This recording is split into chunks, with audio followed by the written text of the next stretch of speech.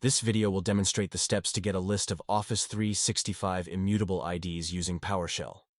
This is useful when there are immutable ID mismatches that can cause provisioning issues from Okta to Office 365. Launch Windows PowerShell as an administrator. To install the MSOnline module, type the command install module MSOnline. Answer a yes to all to continue with the installation. Once the package is installed, type Connect-MsolService.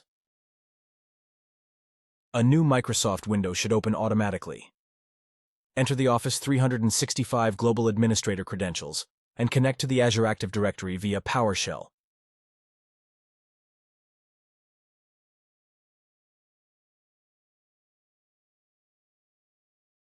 Run the following command to generate a CSV file containing immutable IDs. The file name in this example is MyFile.csv. Navigate to the C/Office 365 folder and open the newly generated CSV file MyFile.csv.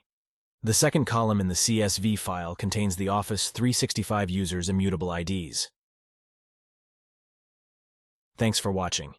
If you found this video helpful, please like and subscribe to us on YouTube.